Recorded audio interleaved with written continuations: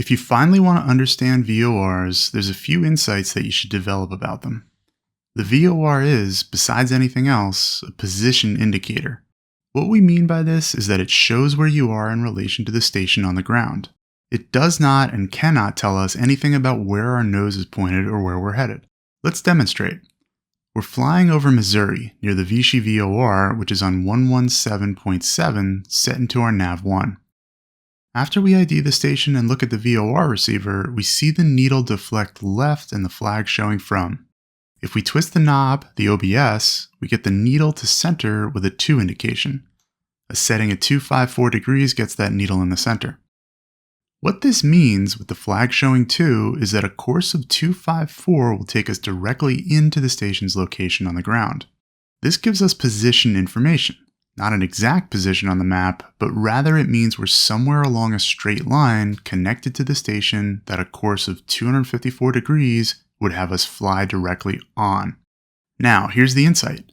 This position in relation to the station is the same regardless of what direction our nose is pointing or the course that we're flying. We can enter a slow turn and work all the way around, and because we're staying relatively in the same position, the needle won't deflect much. By circling like this, we're still in a position where that 254 course will take us roughly into the station.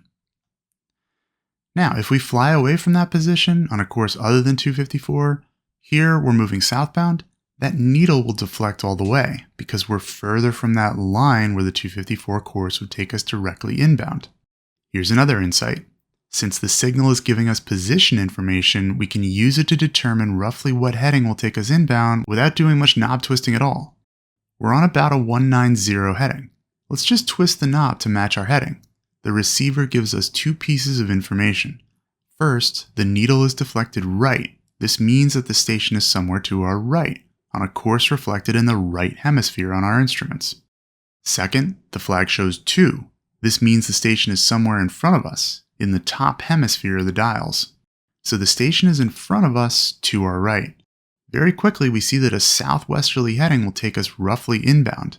This only works with the aircraft heading and OBS setting in agreement, but it allows us very quick situational awareness of where we are in relation to the Vichy station to our southwest. If we want to go inbound, we make that turn and then can fine-tune the knob to get the needle centered so we know exactly the course to fly.